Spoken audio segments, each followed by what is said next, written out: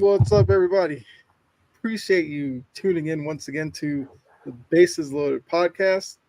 It's where we talk some baseball. We may talk some other random stuff, but we kind of keep it around baseball and we keep it family friendly. Even Family though it, friendly here. even All though it's time. late at night, we still keep it family friendly. After 10, it gets crazy.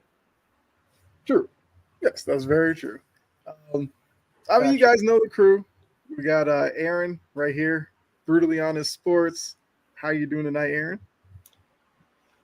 I'm doing good, all things considered. I wanted to complain about the Phillies already, but I won't. I'm doing okay. There's bigger problems in the world. I'm doing okay. There's bigger problems. Okay. That side sounded like, Yankees came through, had a good series. Heard Yankees fans all over the place getting all hyped up about their team. Whatever. Yankees fans. Win a World Series and then I'll care. That's all I'm going to say. Right here below, we got Wisconsin Sports on the Go. You already know. You got Trajan. How you doing tonight? Well, I could sit here and complain about my Brewers too, but happens every year. We start out hot, we go to the trade deadline, we don't get anything, and then we suck. So all's usual. All's usual here. It's been freaking hot and humid though. Sorry, family friendly here. It has been hot in the state of Wisconsin. Holy cats. I tell you what.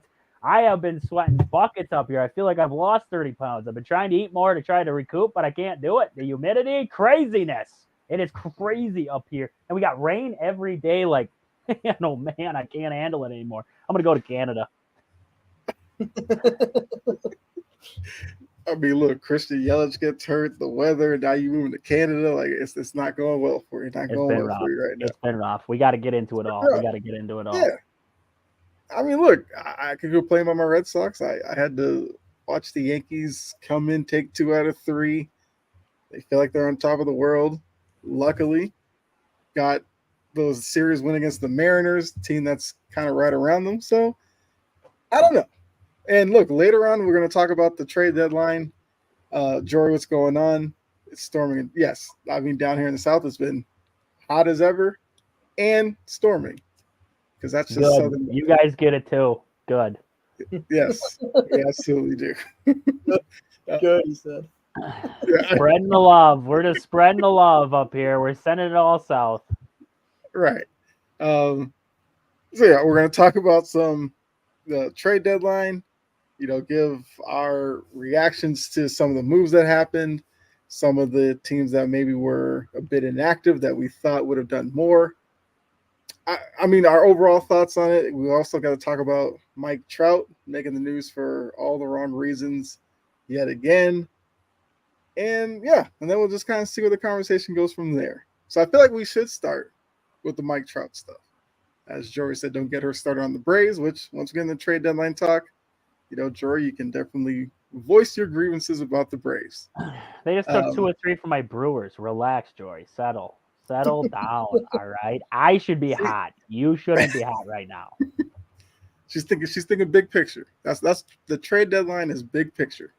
That's so true. we'll definitely get into that later on. But Mike Trout, once again, he's now out for the season. Another kind of wasted year in the career of Mike Trout. So my whole thing is, a couple of years ago, everybody told you that Mike Trout, best player in baseball, 5'2" player, everything like that. Now with this another season, is Mike Trout even top 5 player in baseball right now? Right now? Like right yes. now? No. Yeah. But simply because he's not playing. Fair. That's it. Like, if Mike Trout's healthy, if he's out there, yes. Yeah. He's got all the tools. He was everybody that we've been seeing now playing great baseball before everybody was playing great baseball. Like, Mike Trout is that guy when he's healthy. The thing that I really thought of when, another meniscus tear. Like, first off, we got to get this guy checked out by a professional. This is getting ridiculous. But, honestly, it doesn't really affect anything. Like, you think of Mike Trout. He's always been on the Angels. They screwed over with Ohtani and Trout together. They've screwed up for years. That is a terrible ran organization. this series doesn't mean anything in the grand scheme of things because the Angels are out of the playoff race. They weren't in the playoff race. This is a bad ran organization that, say Mike Trout's on the Dodgers right now or the Phillies or the Yankees or, something else, right? It's big. It's huge. It's breaking. It's, screwing up everybody right now. This is just Mike Trout's hurt again. I didn't even know he came back, to be honest with you. He tore that meniscus the first time. I didn't know he came back. And then they said he tore it again. I was like, oh, did he tear it in his rehab or what was going on? Like, I didn't know he was coming back. So that tells you how breaking it really is that a lot of people didn't even know he was back. They didn't even know anything about it. He's not making highlights. He's not this anymore.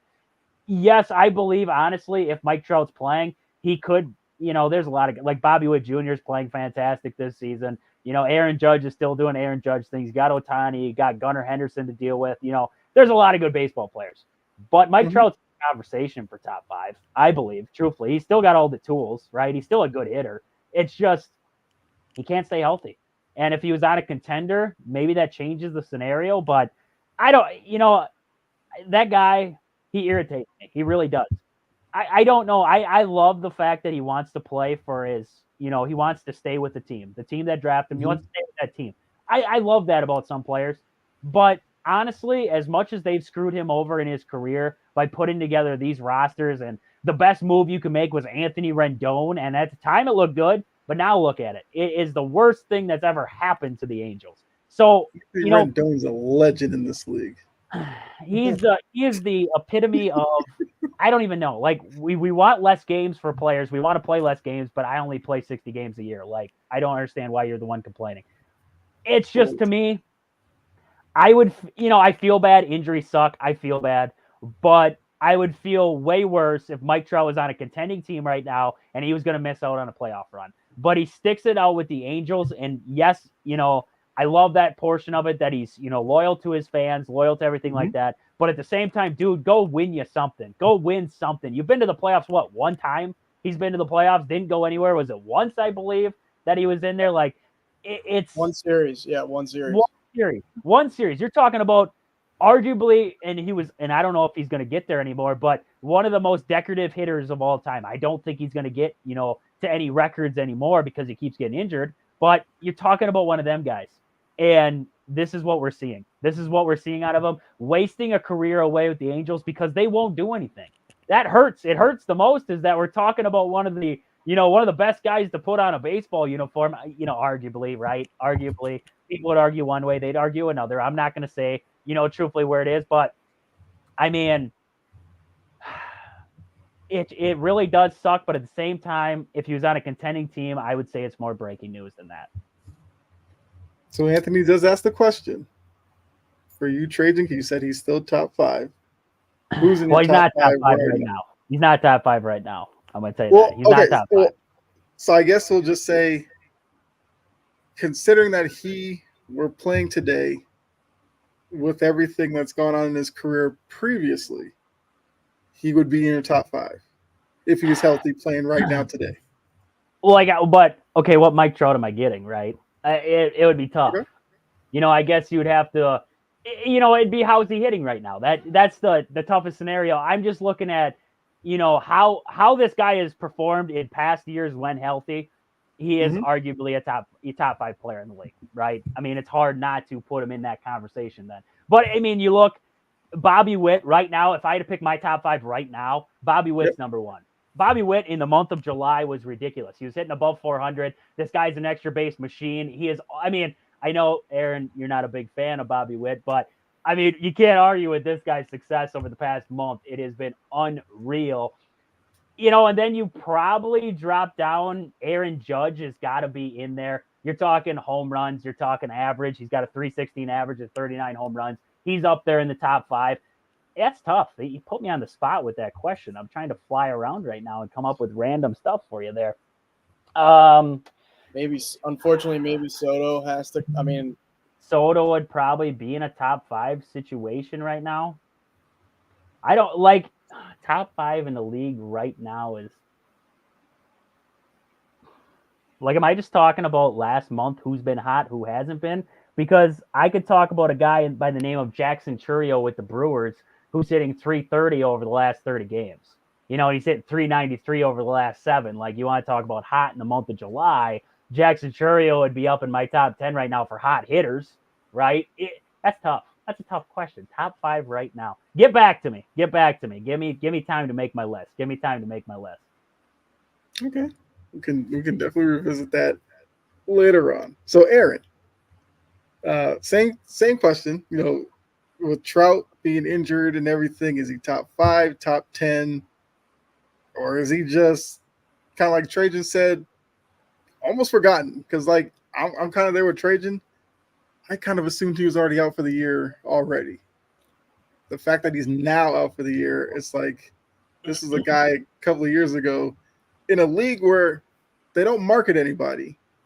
Universally, Trout was seen as the best player. Even though I would have thrown, Mookie Betts out there, but a lot of people would say Mike Trout. So like, what do you think about the injury and what his place is in the league right now? I mean, the whole thing on Trout to me is when he went no trade clause with the Angels, I was like, no pun intended, as brutally honest as I can be, I was like, you're an idiot. Like, you couldn't have made a worse decision, honestly, because, like, from an outsider point of view, I mean, I'm not – maybe he sat down with the GM and they, gave him a completely different story than what actions they've taken. But before he signed that deal and then after, like, they have made next to no effort to be like a top tier contender. I mean, they've made moves here and there. They went out and got this pitcher. They went out, they get Albert Pujols for a bit. They get Josh Hamilton for a bit. I mean, even those moves were forever ago at this point. They go get Rendon, who on the Nationals was a hitting machine. Didn't pan out. I mean, the second that Ohtani walked out the door, I mean, that's when you knew they have no realistic chance again. Like, any chance that they did have to be even a respectable, good team is now gone. And I mean, you might not ever see it again in Trout's career if he's, if in fact he has to finish there. So, I mean, yeah, he's one of those, like, yes, he's a great player, but who cares? Like, it's one of those situations because, like, when Robinson Cano went from the Yankees to the Mariners, even if he would have hit 450 on the Mariners, no one would have really cared. It's like, to me, and this is a hot take, I've always thought Mike Trout doesn't want to play in a big market to me. Like, I think he's such a, like, if he's really as good as what, everybody thinks that he is, which, yeah, you can back it up with stats, sure, but put him in a big market where he's going to get, like, harassed by fans if he doesn't play well. He's going to hear the boo birds and stuff like that. I don't know if he's the same Mike Trout. And, like, that's kind of just an opinionated take, but I mean, yes, to me, he's probably like, if you're just talking about what his average stats would be this year, he's probably a top 5 player, yes, but he's not, like, give me a guy that hustles down the line. I'm not that he doesn't hustle, but give me a guy that's gonna just completely kill himself for the team, night in, night out. And I don't know. He just doesn't have that.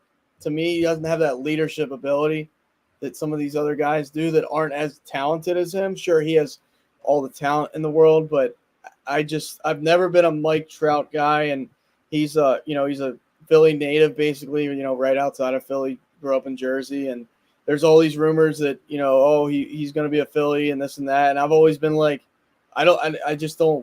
yeah, sure, it would be awesome, but it's just, he's kind of like sour grapes to me, because if he really wanted to win, in my mind, he wouldn't have signed a no trade clause for the Angels, or he was just really misled. And I just find that hard to believe in the era of agents and, people. He has a camp of people telling him what to do. So as good of a player as he is, yes, probably top 5. He's, to me, kind of a wasted talent. And that's just the way that might be the way it ends too, but it is what it is. That's actually an interesting point, your hot take, because that was gonna be my follow up. Because I actually believe the same thing. I feel like because he's in LA, he's comfortable being out of the spotlight because number one, the Angels were Anaheim. They were never on the level of the Dodgers or the Giants or those teams. So he flew under the radar. Even when they changed the name to LA to try to capitalize on the LA market, they were still always going to be second fiddle to the Dodgers. So when they were losing, people in LA didn't care. They care more about what the Dodgers are doing. So yeah, if he was playing for the Phillies, the Yankees, the Red Sox, I don't know what kind of player he would be. He might be a player that would go there and then 2 years in be miserable and want out because he'd rather play in a place like, I mean, I'm not going to disrespect any teams, but like, you know, like a Kansas City where he would be the biggest name there and those fans would love him no matter what. Whereas if you go to New York or Boston, you come with the name of Mike Trout, like you better perform. You better be David Ortiz in October. You better be Jeter in October. Like that's what they would compare him to. And if he couldn't live up to it, they would get on him. Sports radio in those towns wouldn't be afraid to call him out and say he's not living up to it. So him being in LA is perfect for him. And I mean, it's unfortunate kind of the way his career is going at this point because now it's almost like you're just waiting for that news of him missing games now. And for a guy, 5'2" a player, that's not the way you want to see him play out the rest of his career, especially in an Angels organization that's not going to contend anytime soon. But, I mean, to go to Anthony's question, though, I do have – let's do a little quick thing about Trout and you'll take Trout prime and this player in their prime. You tell me who you'd rather have. I got my top five, too. It took me a hot minute, but I got my top. After this, you do you. Because a lot of these players might be somewhere on your list. I like that. Shohei Ohtani. Ohtani. Okay, I agree. Mookie Betts. In their prime? Yes. Trout. I'd like to see, did Mookie Betts steal a lot? That's the one thing I'm like trying to remember. I do believe Mookie Betts had some seasons where he would steal some bases. He was around a little bit, yeah. Because Trout's never been like a steal guy. No. He can go get him. Like outfielding wise, he can get on a horse and that's what took me over the edge was Trout on the defensive side. I think Trout's a very good defender. Mookie's pretty good, and he's versatile. He can play infield and outfield. He is. It's not like it was an easy cakewalk, but I'd give Trout that one. I'd give him the edge in that one. I'd probably go Trout too, only because of like just the like I know his numbers are just like crazy, but that is like splitting hairs. That's and right now, I mean Mookie Betts has stayed healthy. That's stayed healthier. So if you're talking about availability, like give me a guy that's going to be available more. I would gladly have Mookie Betts over him in that respect. But talent versus talent, I'll take Trout by a little bit. You could pick either one to start a franchise, and you would be sitting good to start it. Yeah. Because, I mean, I would take Betts. I mean, he's performed Boston. He's performed in L.A. with the Dodgers. So he's kind of done what Trout hasn't done. Yeah. But like you said, if you chose either one, I don't feel like there's that much of an argument either way. Aaron Judge. That's tough.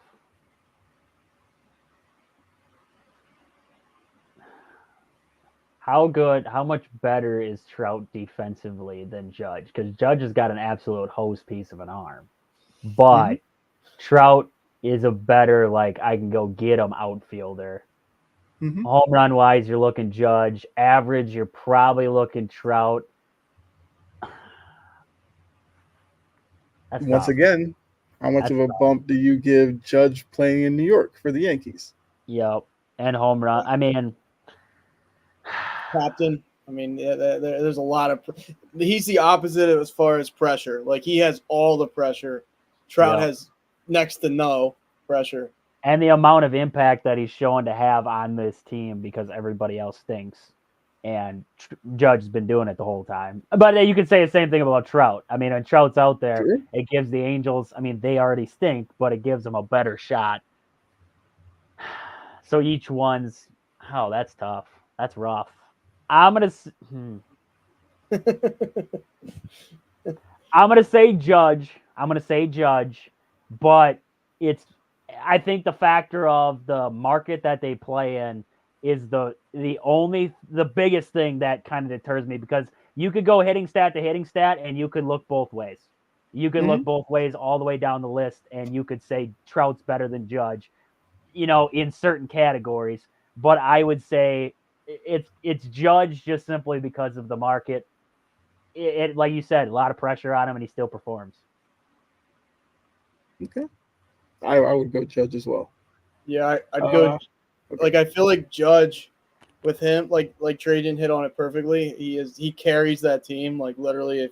Last year it was like literally the New York Aaron Judges. Like, they didn't have Soto. Rizzo sucked. I mean, you had Volpe hitting a little bit. Whoop-de-doo. Like, who did they had? Nobody. You know what I mean? And like, I feel like if Trout played in the end, like I said, this is opinion based, but he would, like, I don't know if he would crumble, but like I just don't. I feel like Trout would, like, not handle like Aaron Judge. Still, like, if he played for any other team, I could be like, that guy is like literally the Jesus of baseball. Like, he doesn't say anything wrong. He walks a straight line. Like, he just does everything the right way. And then, like, Trout, not that he doesn't, it's just like, it's hard to say he would be Judge 2.0 in the way that he would handle himself in that spotlight. And the fact that, like, I mean, Judge is, as far as like a feared hitter, like, coming to the plate, I'm like, dude, anybody but him. Like, literally, like, and Soto is like, 1A and 1B there. But if you're in the ninth inning and you got anybody coming up, like, you would take damn near anybody over Aaron Judge to, like, potentially tie the game or, hit a go-ahead home run. Like, it's just, the guy's 6'7" and he hits everything. It's just, it's almost not fair. It's almost, but. Okay. Ronald Acuna Jr. Oh, that's dicey.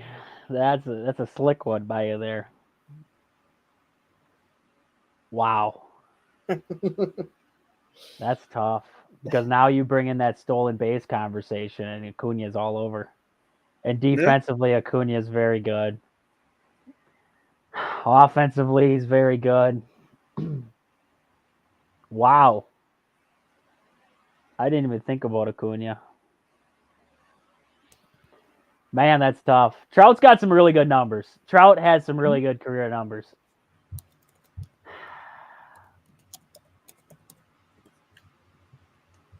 I'm gonna go Trout. I'm gonna go Trout on that one. I don't know what's telling me it, but I would take Trout over Acuna. Okay. Aaron?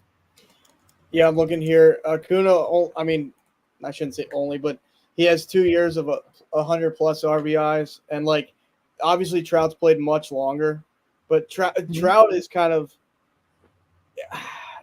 almost an embodiment of consistency for a longer period of time. So, pretty much only with that being said, he's done it longer, more Acuna is kind of on the track to be, that type of player or very similar. So, I mean, at this point, I would go Trout. Maybe, revisit this in a couple of years, but yeah, I'd go Trout. Okay. I'd probably go with Acuna Jr. because, like you said, the steal numbers are just crazy with him, and it's just hard to overlook that. But I feel like that's another one where you're probably splitting hairs. But kind of like you said, Trajan, Acuna, there's nothing really a part of his game that he's really all that weak at. No. Whereas that was Trout, tough.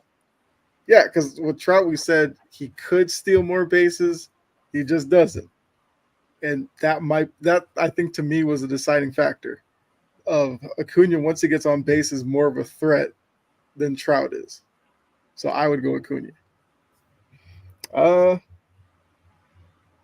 we kind of mentioned Juan Soto during the Judge conversation, but I'll say it. Juan Soto. Mike Trout. That one's tough too. I mean, from a fielding perspective, Judge blows him out of the water. Soto does not miss games though. Like literally doesn't miss games. So I shouldn't say I hate, but I can't. Whatever, same thing. Can't stand guys that are out all the time. I mean, there's guys that literally walk out of their front door and twist their ankle and they're out for 2 weeks. It's just like, give me a break. Trout's that type of guy. It's just, I think Soto will finish with a better career than Trout, which is a hot take. But I mean, man, no, give me Soto. He's more of a dog than Trout is. Ooh, oh, come on. He's performed in the World Series and in the playoff. Like, you know, I that's kind of not entirely Trout's fault, but I mean, Ohtani showed him up in the World Baseball. Like, any high stakes pressure situation, give me Soto over Trout. Okay, I'd probably go Soto as well. Bryce Harper. Oh, now we're splitting hairs. Those are two guys that we thought were on a trajectory to break all kinds of records, and they both went south fast. They both ended up with this plateau period. Mm-hmm. I'm going to say Trout, but that's close. I'm going to say Trout just because I believe Trout is a better fielder than Bryce Harper. So I think that gives him the edge. I think you could split hairs hitting to hitting all day long. Trout can hit as many bombs as Harper can. He can hit as many bombs as Harper. He can go average for average with Harper. He can go extra base hit for extra base hit with Harper. That includes RBIs. So, I mean, the defense is what sets me apart with Trout to Harper. Okay.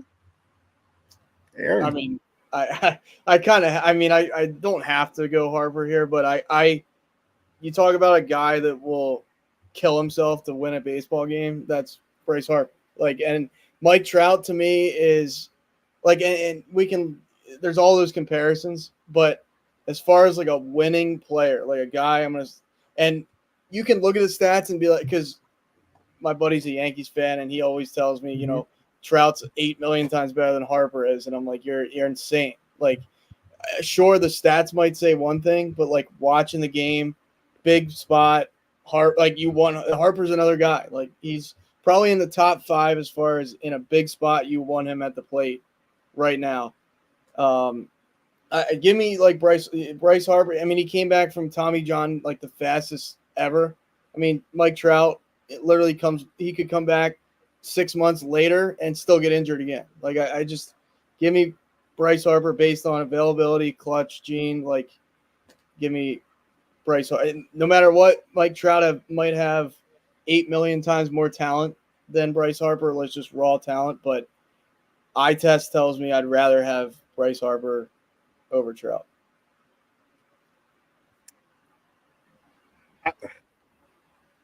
This is definitely a tough one. Part of me feels like the intangibles with Bryce Harper in terms of, I guess, his ability in October, his ability to kind of be a lightning bug for the team, the emotions that he brings that kind of rubs off on other players. I feel like I might be inclined to go Harper. I'll go Harper because if I go back and forth too much, I'll probably say both names. So I'll go Harper, but that one's actually really close.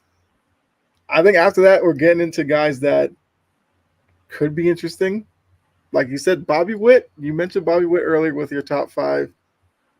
I don't know if Bobby Witt has the length of career yet to necessarily compare them, but I'll throw it out there. Bobby Witt. No, simply for the reason you just gave me. Okay. I just haven't seen enough. I just haven't seen it longevity-wise. If he continues on the trajectory he's on this year, or even close to sustaining what he's got going on this year, we can revisit the conversation in a couple of years. Anthony has an interesting question, which we'll get to right after this. I would love to hear what you guys have to say about that. Also, appreciate you tuning in, Anthony.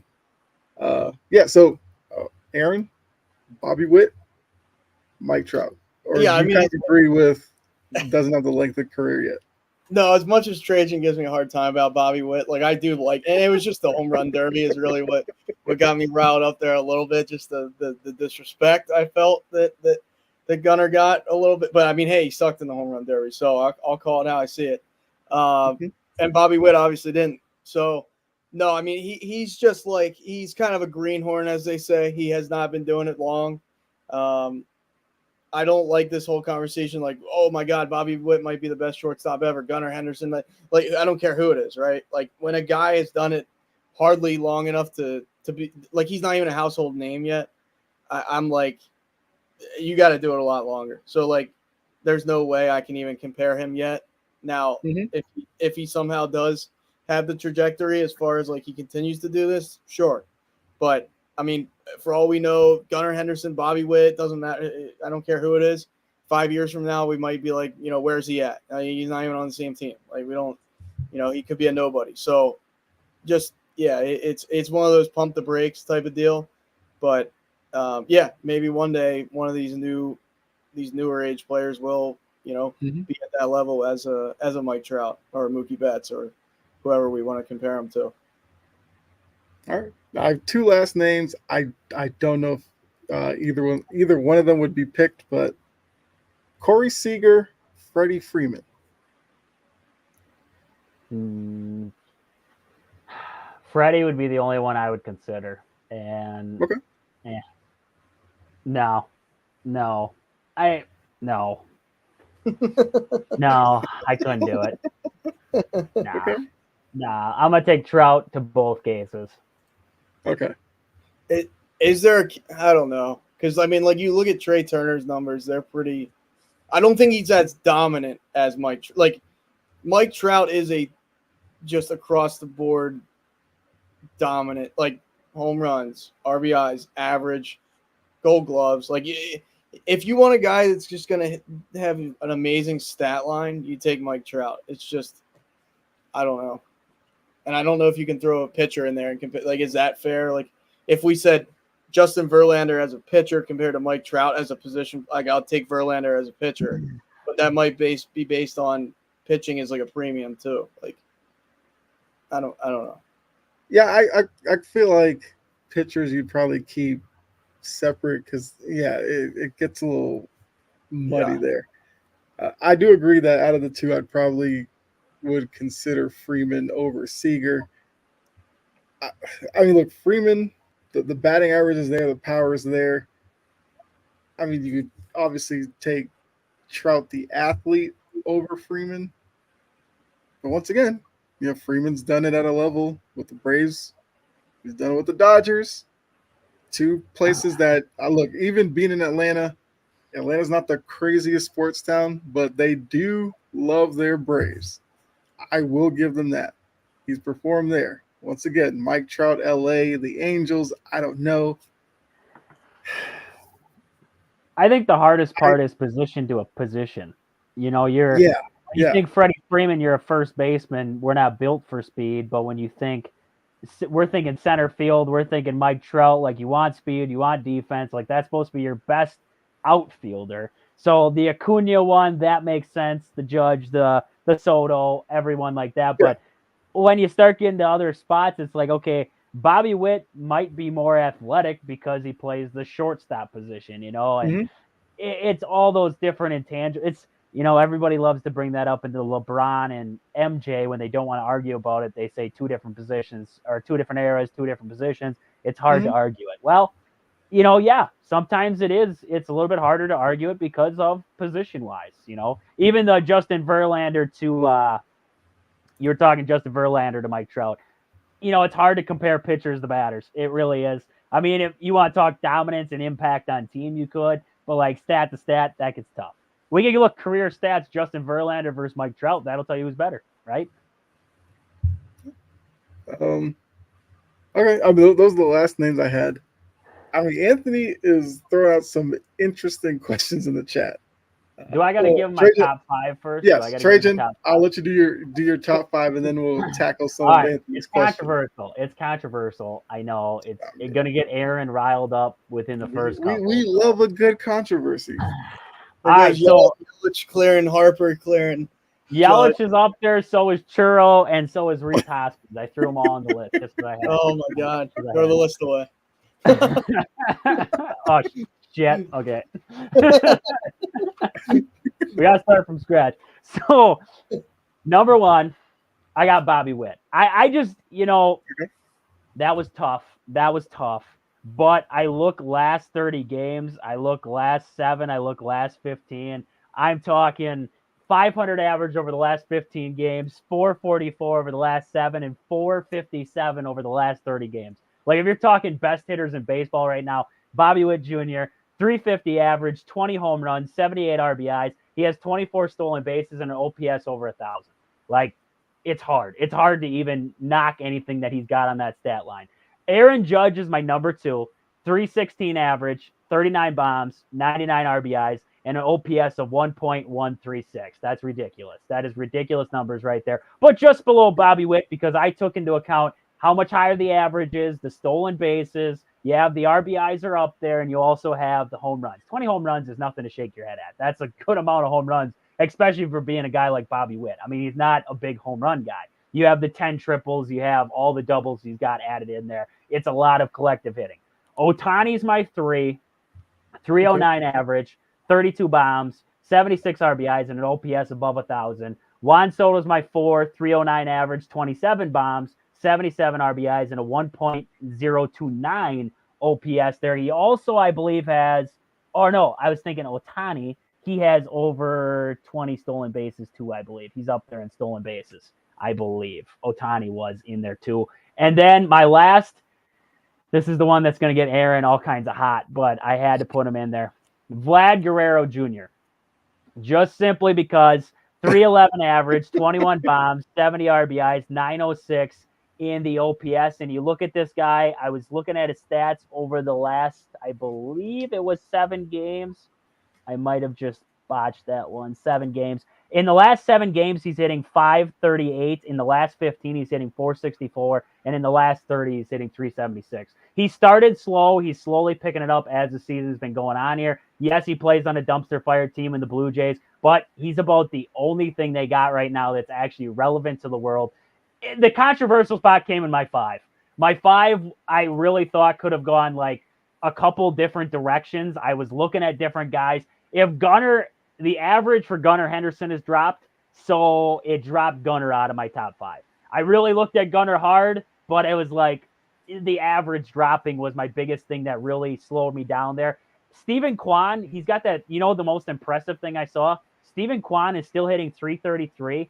If you look at him over his last 7 games, he's hitting 207. Over the last 15, he's hitting 217. And over the last 30, he's hitting 256. That tells you how high that average was before he went on this little bit of a dumpster fire stretch here. He was definitely one of my considerations for the top 5. I just looked at over the last month. And over the last month, this is my top 5. Guys who have been consistently doing it or guys who have been hot as of late.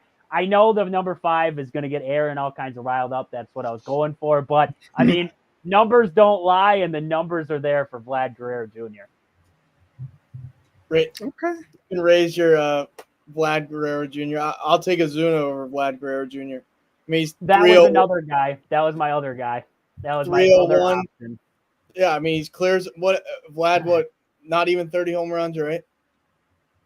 21 home runs. Yeah, Ozuna 31, 10 more home runs, 84 RBIs, 301 average. I mean, to me, Vlad's not a great first baseman, nor will he ever be. I don't know. I'm not, and I really hate the Blue Jays. I do, but I would, put bias aside. He's a good player, but he's not. I don't know. It's probably not fair. I compare him to his dad, but he's not his dad, and he's good. I'm not gonna say he's not good, and you can make a case for him, Trajan. I'm not saying you're wrong. I don't personally put him as one. Like, I think he was overhyped, and then he had a great year, and now he's like, he's somewhere in the middle. Like he's not bad. He's not great. He's just I don't know how he's a hard one to like. I can't even compare him to. I mean, I could compare him to like Pete Alonso when Pete Alonso was hitting better than this season. Like I think he's a Pete Alonso up a notch. Like not a little bit better, but that level. He's a first baseman.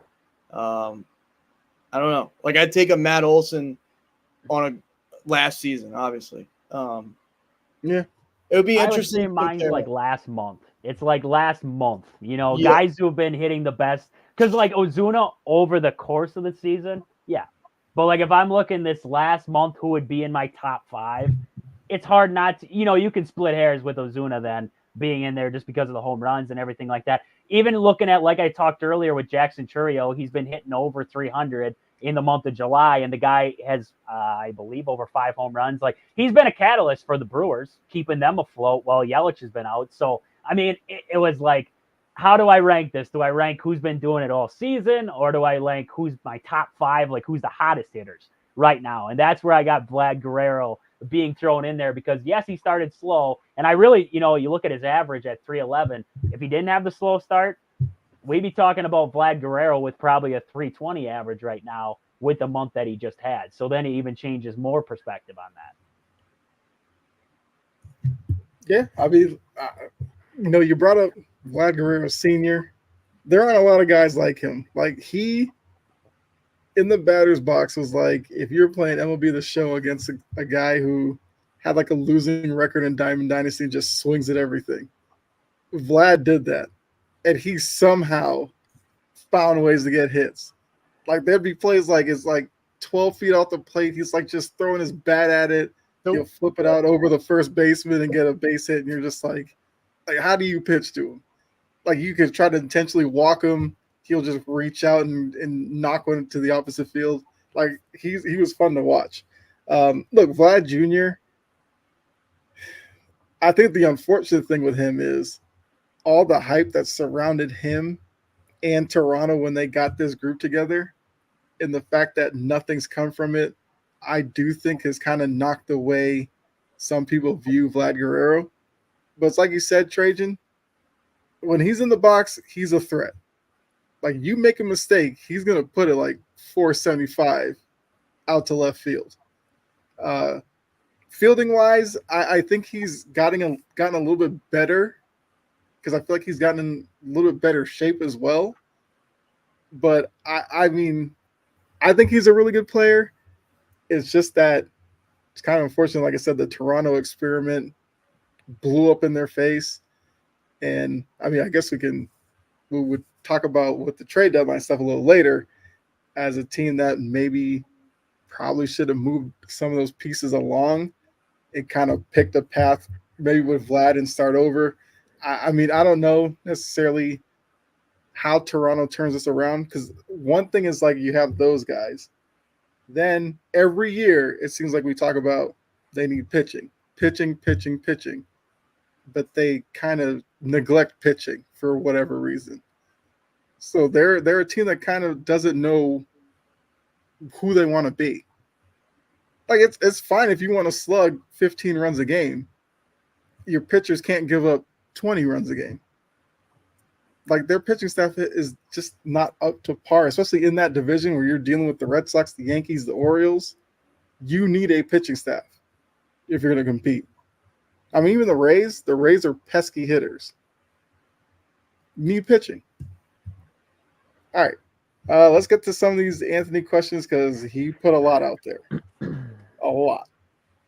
And I guess I'm going to be quick with some of these so we can get to the trade deadline. But he has Sandy Alcantara versus Madison Bumgarner. Who would you rather have on the bump? Like prime? Are we talking prime time? Like we're talking prime? Yes. Yeah. Mad Bum's a gamer. I'm taking Mad Bum. Like you're talking playoff series, Mad Bum. Like that, he's a gamer. He's gonna fight somebody, but he's gonna give me it. I'm taking Madison Bumgarner. I don't know. I like Sandy Alcantara. Like I like him. I'm not gonna say I don't like the guy. He's a very good arm when he's healthy. But Mad Bum was different. He was different when he was healthy and rolling with the Giants. I got Madison Bumgarner. All right, Aaron. Yeah, I'm completely on board with that because I mean it's one of those like been there, done that. I've seen him do it. Like Trajan said, he's when he's rolling, and he's another like when Scherzer was in his prime. Just like you do not want to go up against that guy in a playoff game anytime. I don't care if it's a wild card divisional round. Like he would just bring it. So as good as Sandy Alcantara, I've seen him be. It's just like it's hard to argue against Madison Bumgarner. Like in his prime, in a meaningful game, I'll take him. I'll take him over just about anybody. I mean, there's a short list. I'll put it that way. Okay. Him and CC Yeah. one of the two. Yeah. Those are guys. Big moment. They'll give you 7 innings every 3 days. Scratch and claw to get you 7 innings. They'll find a way to get you 7. I mean, it's definitely an interesting one.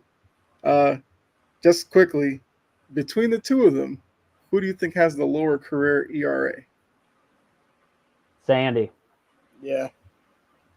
Yeah, Sandy's a 3.32 and Mad Bum 3.47. So it's not even. I think Mad Bum ruined his down the road. Like when he had his prime, and then after his prime, trying to make all these comebacks, I think it slowly started to ruin that ERA and the numbers. His dominance has kind of gone away. He was the definition of quit while you were ahead. He was ahead. He should have quit. He shouldn't have tried more.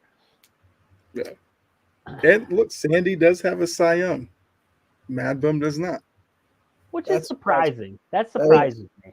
It does. But Mad Bum was a postseason pitcher. He was solid during the regular season, but it was like playoff Mad Bum was different. Like you just had to get him to the playoffs, and you were guaranteed to win games. Like that, I think that was the big thing. Where like he was like, you think of Justin Verlander, where he paces himself throughout a game. That was Madison Bumgarner. He paces himself through the regular season, then all of a sudden playoffs, and he's like, up, you get a .01 ERA, like just something stupid. Like that's Madison Bumgarner. Yeah. And when you mentioned like a playoff pitcher, first thing that came to my head, I mean, once again, as a Red Sox fan, I don't know why, but Andy Pettitte was like that. Oh. Yep. He got to the postseason. He all of a sudden became like Cy Young on the hill. During the regular season, he was all right, but playoffs, he seemed to up his level. So, yeah, I definitely would give Mad Bum that respect. And Mad Bum is a hitter. He was legit. He knew how to handle a bat. Underrated. Just like Bartolo. Hey, who doesn't love a Bartolo? He's not as good as Bartolo, though. Come on. He's not as good as Bartolo. Bartolo was so fun. Okay, let's see. All right, next one. This is another interesting one. All right, so we're the GM. We got pick number 1. Who are you taking? Paul Skeens or Jose Fernandez? That's tough. Rest in peace to that guy, because we would be talking about, I guarantee you, a Cy Young. We'd be talking about this guy being one of the best pitchers in baseball. Like, he was different. Yep. I'm gonna take Jose Fernandez. I'm gonna take Jose Fernandez. I don't know what it is. But man, I mean, they're both gamers. I'm not gonna say Paul Skeens isn't a gamer, but I swear Jose Fernandez brought a different kind of intensity. He brought a different kind of intensity. He was, he brought that intensity where it's like, I'm gonna fight everybody, but he was also loved by every single person in the clubhouse. So he was like everything you wanted a player to be, a pitcher to be. He was that guy. And man, I really wish it sucks. I really wish we would have seen a full career, because I really do believe, man, we'd be talking about a Cy Young. We'd be talking about potentially a postseason run. Like, we'd be talking about a lot of different things with the Miami Marlins team. And yeah, I would take Jose Fernandez. I really think you could have gone both ways, because Paul Skeens is Paul Skeens. Like, you could go both ways with this one. But I don't know, when seeing, like, if I put both side by side, seeing the highlights from Jose Fernandez, he was different. He just felt different to me when I watched him pitch. Yeah. I just pulled up his numbers over, Fernando's 4-year career, which, like I said, way too soon he was taken away. He had an ERA of 2.58. Like that's crazy in this modern era of baseball. Yes, Paul Skeens is at 1.9. It's only been 13 starts. So if he keeps it up, obviously it'd be Paul Skeens. But knowing what we know about Fernandez, I would agree. Fernandez he was already a star, 2-time All-Star at that point, but he was like on the cusp of superstar, best pitcher in the game type of level. So He was yeah, Paul I'll take Skeens it. before Paul Skeens got there. There you go. Yeah. Yep. All right.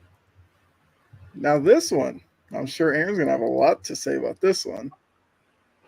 Prime Family friendly Mike here. Stanton or Bryce Harper? Ooh.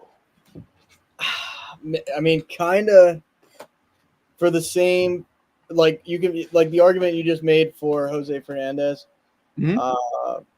Like Harper, I mean Harper on the Nationals was like literally give me a reason to fight somebody, give me a reason to knock your teeth out, and I'll do it. Where Mike Stanton is like literally he's like an NPC. Like I don't know if he's a real person. I don't know if he's like AI generated. Like he just looks like a robot or something. So I know that probably shouldn't come into the fact of like an argument, but Mhm. like I don't think Mike Stanton was ever the guy to like rally the troops, right? Like even on that, like I don't know, maybe it was Yelich, maybe it was JT Remuto, I don't, maybe it was Mike Stanton, but it was like there was no clear cut guy that's like, okay, like you're gonna have to come through me, if we get in a brawl, right? And for that simple fact, like I know Mike Stanton, you could probably pull up the numbers and he'd blow Harper out of the water for those years in Miami, especially. I mean, as a Yankee, he hasn't been quite the same nearly, but I just still give me Bryce Harper only because there's so many little things that I'll take about Harper. As much as he kind of annoys me in some ways, like he tries too hard, and he injures himself in ways that he probably should be more careful. I don't know. Harper to me he's the embodiment of a leader, like a clubhouse guy, and then obviously his play on the field, like he was never an outstanding right fielder, but he wasn't bad. He's probably middle of the pack. I'd still take Harper just based on intangibles over Stanton. When I read Mike Stanton, I had to take myself for a second to think of who the heck we were talking about. Like you never think like Mike Stanton. I'm like, wait, like I'm thinking like past like 1980s. I'm like, oh wait, oh okay, I got it now. We're with it. Okay, so I've never heard him called Mike in a while. I guess he's talking about power for power with those two. Oh yeah, you got it. Raw powers Stanton all day long. Yeah, Come on now. Stanton. You also threw in Jose Fernandez was the leader of that team. Yes. Yep. You could tell just by the impact that he made that it broke hearts when tragedy happened. Mm-hmm. I mean that D Gordon moment, like it was one of the best moments of like recent history. And like those of you haven't seen it, like go to YouTube, look up D Gordon home run after the like Jose Fernandez death, and it is just like that right there. As far as it went, is the emotion. Yeah, that's like the emotion of sports, like on full display, and it's one of the best videos you'll watch. I can't. I'll cry. I'll cry if I watch it again. I can't. It is tough. It's tough. Yeah. So in terms of the Harper Stanton, I actually pulled them up. They've basically played the same amount of games. Stan 1607, Harper 1601. Stan only has Harper in home runs and RBIs. Everything else, Harper has better numbers. Yeah. But like Anthony said, he was talking about power for power. Yeah, Stanton would like flick his wrist and drive it 500 easy. Ball would be coming out at like 125 miles an hour. Like, get killed by the ball sitting in the outfield. Just like Yeah, he would hit like low liners too, and I'd be like, if you're in a seat, like you better be paying attention. Or you're taking There's the a reason why there's a net. It's like right. He started the net. Chris Carter was that way. You remember Chris Carter? Big Chris Carter played first base. Yeah. He played for the Brewers when they were like dog for a while, so they were just bouncing around players. And he was the guy with the flick of the wrist. Like he flicked his wrist one time and he hit a bomb at Wrigley Field that hit the scoreboard. And I was like, he didn't even swing. Like this dude's just gone. I'm like, oh, it's that easy. Like we should all be in the MLB. Powerful power, raw power. You saw both of them play. Giancarlo versus Mark McGwire. We talking roided up? Fully roided up. Bang, just Mark McGwire. Yeah, if we're talking roided up, give me Mark. Like, short dude list. got the roid rage and everything. Short list of guys who would take over McGwire, just power. Like, Yep. maybe Sosa, but same decade, same generation, same steroid era. Like, just You're talking Bonds, you're talking Sosa, you're talking McGwire. Yeah. He's talking A's Mark McGwire. Oh, that gets dicey before. Okay. That's close. That was a while ago. A's still hit bombs. He was just a little bit skinnier. Less injection. Yeah. The left arm wasn't as injectable. Yep. Less HGH. Yeah. Laying off when you can. Right. I don't know, because if I hear McGwire, I only think Cardinals McGwire. Yeah, I'm thinking steroids. That's what I'm thinking when I think McGwire. Yeah. Well, let's be honest. Mark McGwire was country strong. Don't know why he needed to take the steroids in the first place. You could ask that about a few guys, why they necessarily needed to take them. Barry Bonds looked like he was 12, so yeah. Yeah. That one I can see. He was bright. Bonds was on pace for a Hall of Fame career before it. Yeah. Yeah. Just in a different, like, he was more so, he still hit bombs, but he was a steal base. He's like a Kenny Lofton, like a better Kenny Lofton type of player. Yeah. Which he still would have been recognized, but I don't know. I guess he saw McGwire and Sosa and was like, I could be like that. I could have a pumpkin for a head. Yeah. Yeah. All right. Anthony, see if he had any other ones in here. All right, he has a Jazz Chisholm comment. Would you have Jazz Chisholm in your top 5 because his performance with the Marlins before he got traded was pretty good, and then the last 4 games with the Yankees have been phenomenal. I guess because you talked about you're taking the last month for your top 5. So I guess Anthony's saying, would you put Jazz Chisholm in yours? No, not my top 5. Now, like if you're talking last week performers, yeah. Like if you're talking top 5 over the last week, it's hard. Jazz Chisholm might be the number 1 guy in the last week. Like 4 bombs in his he played 2 games, or it was ridiculous. I mean, I don't know if it's Aaron Judge's bat or if what the heck's going on in New York, but he just started launching the ball. I mean, yeah, I created some controversy with my statement before, but last month versus last week, that's different for me. So no, Jazz Chisholm would not be in there. Okay. All right. Look, I feel like we can, I guess, using Jazz Chisholm, transition to the trade deadline. I feel like this is a deadline that was kind of built up as being, I don't know. I think some people were thinking like some big names might get moved. Some teams are going to kind of go for it.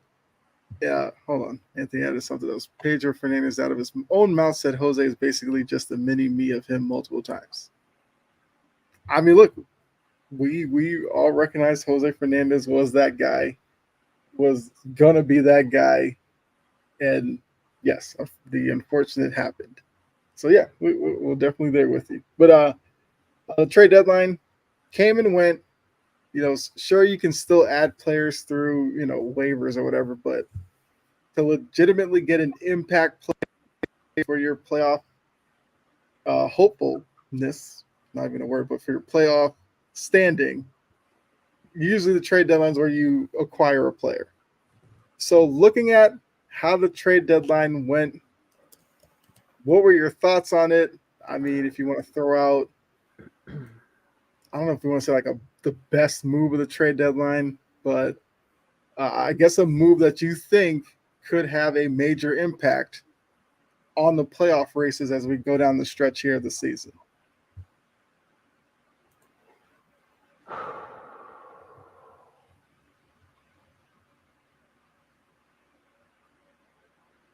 See, John's right with me with the top 5. We're right in there together. We're right in there together. Most impactful trade. That's tough because, you honestly look at this trade deadline. I thought there was going to be a lot more movement than what there was. Mm-hmm. It was kind of dead. It was kind of a dead deadline. I mean, there wasn't much crazy that happened, I guess. I think the Cardinals got better with Fetty. As much as I hate the Cardinals, bringing in Fetty from the White Sox there, I think that bolstered up that rotation for the stretch run. Flaherty to the Dodgers, I believe, is going to be an underrated move. I don't think there's enough people talking about that one because the Dodgers got, they didn't need a number 1. They didn't need a number 1. They didn't need, for sure, a number 2. They wanted solid in the 3, 4, 5 range. Flaherty's that guy. He's been pitching well with the Tigers. He's, I believe, going to do it with LA. I don't know if Jazz Chisholm was really that. I mean, yes, the impact that he's had early on is huge, but he's not that bold move, that everybody was talking about. There wasn't a big move. There wasn't like Mason Miller getting moved. There wasn't, anything crazy like Skubal didn't get moved. Crochet didn't get moved from the White Sox. There wasn't anything crazy that happened. So I would say, honestly, the Flaherty or Fetty, one of those 2 starting pitchers being moved, that could be one of the biggest moves of the deadline. There's an underlying one, right? Like some team got some player that we're not talking about right now that might get hot or, change of scenery might do it for them. A bullpen arm that might, light up the world. Like somebody we're not talking about, but as of right now, I mean, looking at guys that got moved, I thought the Tigers got hosed in the Dodgers deal for Flaherty. I saw the best player in that was some catcher, and he was hitting like 220 on the season. Maybe he's a great defensive catcher or something. Maybe he's I don't know, underrated star, but I don't know. I really got sick of my Brewers not making that offer because if that's the best they offered, that was the headline guy. I don't know. It's wow. Okay. I mean, Aaron, if you want to, I guess I probably should have said this for you trading, but you did throw your Brewers in there. I guess, Aaron, if you want to talk about the trade deadline of your teams, whether you want to go Phillies or Orioles, because I feel like a lot of people liked what the Orioles did. I don't know necessarily about what the Phillies have done, but what are your thoughts? I'm on the flip side. I like it's recency bias. Trevor Rogers went out there and got absolutely killed for the Orioles. I hated every bit of that trade. That to me, that was one of the biggest reaches in the trading deadline. Yes, Kyle Stowers hasn't done much, but to get rid of one of their top prospects in that deal for Trevor Rogers is not special in my opinion. And I know starting pitching is at a premium. I mean, you're seeing, and I think other podcasts have hit on this. I've listened to a lot of just different pieces of content over the last couple of days about the whole trading deadline. This whole with the 3 teams in the wild card race, people are going to make you trade a king's ransom for, a pitcher or even a bullpen arm or even like a position player. Now, Trajan hit on it perfectly. I mean, the Dodgers fleeced the Tigers. I mean, if you're a Tigers fan, you got to be like, here we go again with this nonsense because, we get a couple good players here and there. We get off to a good start this season, and then yeah, the Tigers aren't going to compete for a World Series this year. Like everybody knows that. But I mean, Flaherty, he came over to the Orioles last year at the trading deadline. I forget what they gave up for him. Didn't really do much down the stretch. Now, he was kind of counted on to be a major arm. Now with the Dodgers, they have depth, right? Like they have pitching. He's not going to be a big, a big time. Like he's not going to be in high leverage situations, most likely, at least a lot. So I mean, he might be one of the best. Like he might be the best trade or one of the best trades in this entire trading deadline. I like it that the Phillies went and got Austin Hayes. I mean, I've been on the record to say like Austin Hayes, that guy puts his shoe on wrong and he twists his ankle. But so far so good. I mean, he hit a home run for him. He plays good defense. Like he's a great fielder. So the Phillies now, that gives them depth in the lineup. You don't have to play something. I mean, now Brandon Marsh is to me is everyday player. Like no more of this. They were doing the Pache thing, and now he went. They traded him to the Orioles. Now the Orioles designate him. Like he was just a nothing burger.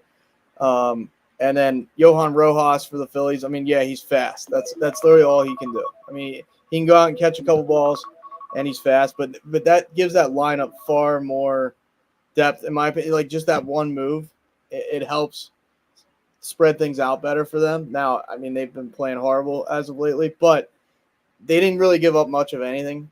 I mean, they gave up Sir Anthony Dominguez, who's been absolute garbage this year. The Orioles just want bullpen, just literally throw anybody in the bullpen you can find.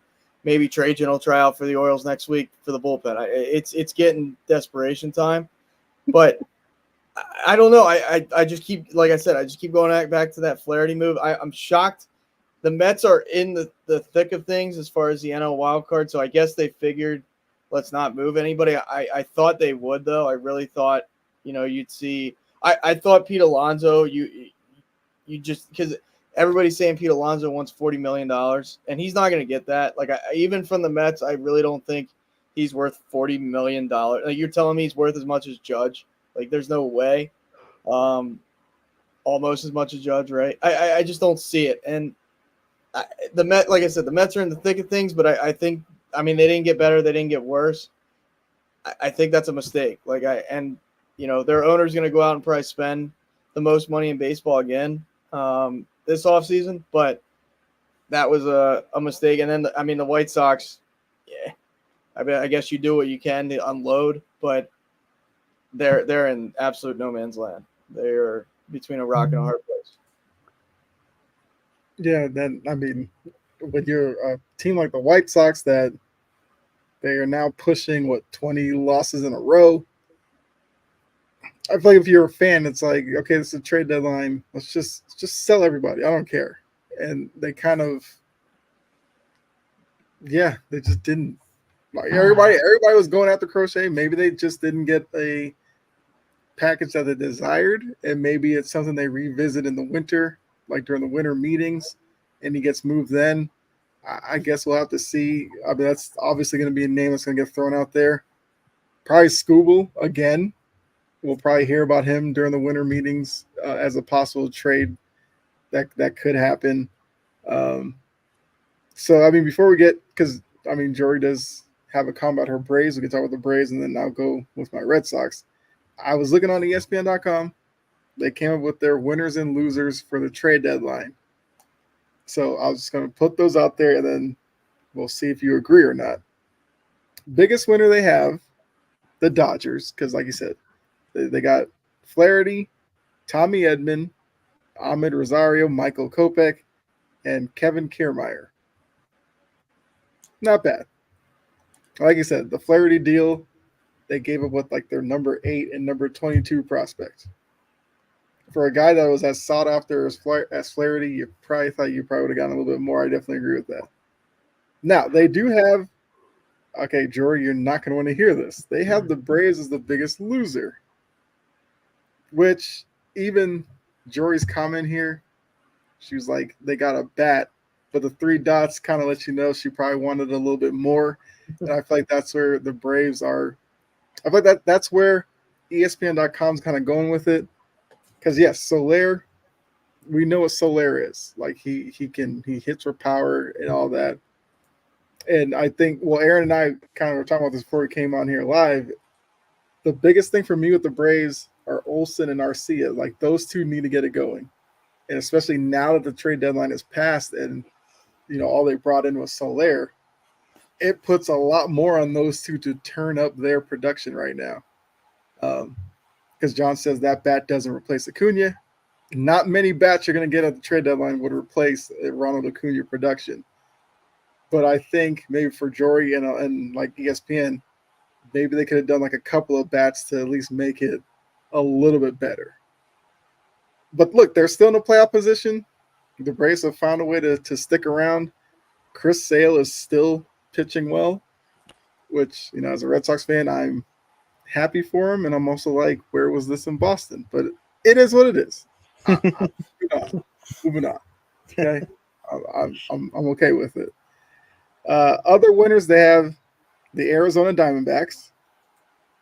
They have Josh Bell, AJ Puck. Poke. Pook. Okay. I keep wondering how you say that. They have the Baltimore Orioles as a winner. Disagree. Well, they have, because it's Ashton, Rogers, Grayson Rodriguez. Yeah. Sorry, joining Grayson Rodriguez, Corbin Burns in the rotation. The Eflin one was not bad. And they like the Gregory Soto edition. Yeah, I don't get it. No. Okay. Mixed bag. It's a mixed bag there. That's a very mixed bag. Yeah. They have the Reds. So the Reds did bare minimum, but they did well to pluck Ty France from Seattle. Okay. They have the Rockies, the Royals, Marlins, Mets, Yankees. They're like naming everybody. Phillies, Pirates. Pirates were kind of buyers. Shout out to the Pirates for that. The NL Central is all within shouting distance. That's the thing. The Pirates don't see themselves as being mathematically out of it. They've played really good after the break. That's surprisingly. I mean, we'll see. Will they fizzle out, right? Like that's what they kind of do. But they finally have the pitching. They've never had the pitching. They finally have the pitching. So it changes a lot of attitudes in the room then. Do we just need bats? We need, and it's like they went half in too. Brian De La Cruz, right? You went half in. He's a good hitter. He's not a great hitter. So you're like, we don't have to give up a lot. We can give up a little. We can get some bats in the room, and maybe they find their stuff. Yeah. So, Jory, if you're still in here, I would guess, were we correct with your comment thinking that they should have done more? They're just getting the band back together. That's all they're doing from that World Series run. They're just getting the band back together. Or is it Jorge Soler, Duvall? They're just getting everybody back. Okay, so yes, she said yeah. Look, Soler, that World Series run, you couldn't get that guy out at the plate. Like, I know. Brewers played him. It was I know. nuts. I know. I was there. So at firsthand, buddy, it was fantastic. It became like must-watch TV. Like when he's at the plate, like you figured something was happening. I shut my TV off. I switched the channel. He broke his talent's got to be on. Broke his TV after that. I threw did. it out the window. Yep, I was like done with this. Don't even want to watch it. Like those videos you get every year when the Cowboys get eliminated, and like every Cowboys fan's punching their TV. I live for that. I do too. So they did mention other losers because I guess this is where I can enter the conversation. They have the Red Sox. I will say, I see why they're saying that. I was one who said bullpen arms were needed. They got two. I'm okay with that. I also thought they needed a right-handed power bat. They did get Danny Jansen, who's okay as a catcher, which him playing catcher allows them to move Connor Wong like all over the lineup and DH sometimes because he's become a really good hitting catcher. Jansen so far has played well with the Red Sox. I just think Paxton being the only starting pitching move would have probably liked to see more of an improvement there. So for me, I have mixed feelings about the Red Sox, especially with them trailing the Royals for the third wild card, and the Royals just can't lose right now. So these bullpen arms like have to come in and perform right away because the Red Sox can't afford to lose much more ground. Luckily, the Twins have kind of fallen a little bit, and the Twins have fallen back to them, so maybe they can catch them. But they also have like the Astros and some other teams behind them, hounding them. That I'm afraid that they might get lost in a lot of this shuffle and find themselves outside the playoffs, which they're supposed to be anyway. But yeah, I feel like they could have done a little bit more. So I can agree with that. I mean, Trajan, this will make you happy. They have the Cubs as a loser. I mean, they went both ways. They bought and they sold. It was kind of a mixed bag with the Cubs there.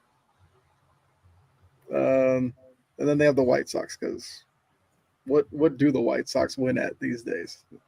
Well, they lost because they didn't move on from Crochet. I mean, Crochet, you haven't agreed to a contract with him. He's due for arbitration next year. Why not move on? I get they might not have gotten the deal that they wanted, but at this point, anything's better than nothing, you know. And right. Lou Bob, I don't know. Would you move down from Lou Bob? What are you building towards if you're the White Sox? There ain't nothing in the room right now. There's nothing to even build around. I mean, yeah, maybe you could build around Luis Robert, but what are you really shooting for? Do they have the Brewers as a loser? Let's see. They do. Yep. That is like when my Brewers went to the trade deadline, I thought it was going to go one of two ways. They were going to try and compete with the Phillies and the Dodgers, or they were going to say, we're not good enough. And the way that the Brewers handled the trade deadline made me believe they don't believe they can beat the Dodgers or Phillies. They don't. Because when they went to the deadline, the lineup's not bad. The Brewers lineup is not bad. Their pitching, their starting pitching is where the problem lies. And they went out and they got Aaron Savali, who he's 2-7 with like a 5 ERA. Dude's not good. Like, I don't care. As long as we keep him in the starting rotation, he's not good. And they also got Frankie Montas, who Frankie does still have good stuff, but Frankie's Frankie. He's nothing great anymore. He's a good person. Like, I can't even express how many times I heard that he was a good clubhouse guy and he's this good person and everything like that. Like, okay. But if we went into the trade deadline and we got guys who are going to be projects, we got guys who we're hoping and praying are going to be good. And we did that with Dallas Keuchel. We got him for $1 from the Mariners. We got him for $1. And that failed. That went south on us. Frankie Montas might be the same way. So I just don't get it. I really don't. Willie Adames is going to be a free agent after this year. Rhys Hoskins, if Rhys Hoskins ever starts to hit, he's going to be a free agent after this year. Rhys Hoskins currently is trending towards he's going to have to accept his player option because he's just thinking it up that bad. So he might be back next year, but he might not. So Rhys Hoskins is there. Now, I don't know. I thought the biggest thing for me was the Yelich injury. That when that happened, and first off, it irritated the crap out of me because he DH'd the 7 games before the All-Star break, and then he played in the All-Star game, and then it came out after the fact that he had troubles with his back before that, so they were having him DH. Well, why do you play in the All-Star game then? And this is, it's his own choice, everything like that, but end of the day, rest it. Rest it for the All-Star game. Tell him, dude, I can't be there. I get it's an honor. They can still say that you were an All-Star. You just did not play. Like, you're still considered an All-Star. So that irritated me. But when that came out, I immediately thought, okay, this changes the Brewers' deadline approach because now you might have to add an impact bat like a Luis Robert who can hopefully try to replace the production that you're losing with Christian Yelich. Because the Brewers do have good outfielders in the room. They're just second-year guys. They're still development guys. Like, they're still developing. So you don't want to throw them into the 3 spot in your order and expect them to hit 320 or whatever Yelich was when he went out. That's tough. That's tough to ask for out of those guys. The deadline really irritated me for the Brewers because it just made me truthfully believe that we've just accepted that maybe we win the division, but that's it. Like, we've accepted that. And we're just going to hope, and Brewers ownership does this all the time, we're going to hope and pray that we just figure it out. We just figure it out. That's what we're going to do. We're just going to figure it out and hopefully sneak into the playoffs, and that's just going to be good enough. And, I mean, I get it. You're still in, like, the Brewers aren't in a rebuild, but they're in a rebuild kind of. Like, they traded away Corbin Burns. They're kind of in this rebuild, but they're better than a rebuild, which is like putting them in this middle portion then. To me, you go out, you get Jack Flaherty, because we just saw the deal that Dodgers made. It's not like they asked for much. So you go get Jack Flaherty. And the Brewers were in on Fetty. They made a deal. They had a deal made for Fetty. And that's what I hear all the time from Brewers ownership is, well, we were in on him. We were in on Juan Soto, but we didn't get Juan Soto. We're in on him. We just couldn't make it happen. At some point, I just want the Brewers to make it happen. Like, I'm sick of hearing we were in on this guy. We just couldn't offer him much. Sell the farm. I don't care. At one point in time, you're going to have to go all in with a team. You're not just going to be able to stay, we're like the Tampa Bay Rays. We're like that kind of team where we just stay consistent. We might make the playoffs. We might not. We're going to be good. We're going to be a competitive baseball team. As David Stern said before he left, we want to get as many bites at the apple as we can. Take the whole damn thing and eat it, because this is getting ridiculous. If you got to sell the farm one time, sell the farm. Go all in. It seemed like they went all in 2018. Brewers went to the NLCS. They went all in. They got Mike Moustakas. They made all these deals at the deadline. They were going all in. And then it failed. It didn't work, right? They lost Game 7 to the Dodgers. After that, it's like, done. We went all in for you guys one time. Now it's like we're just going to sit stagnant. We're going to get all these bites at the apple. That's what we want.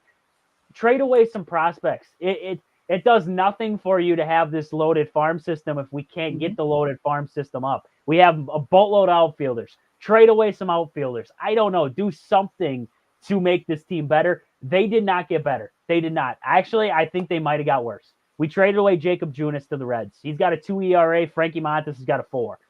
We might have got worse. We might have gotten worse at the deadline. We didn't get better. I can tell you that much. We got more. We got depth. Great. We got depth. Is it good depth? I don't think so. So basically, you're like, be Dave Dombrowski. We don't care about prospects. We're just going for a big league talent. Well, I do. You got to develop some guys, but at some point you have to move on from guys. You have to just be like, hey, we're on the cusp of it, right? I mean, you guys have both seen, as a Red Sox fan, an Oriole fan, Philly fan, you guys have seen the Brewers. The Brewers have a good lineup. The Brewers have a decent bullpen. The starting pitching is where they stink. You had to go get some, and I wasn't asking for the Brewers to go trade and, get a guy like Tyler Glass now or somebody crazy, right?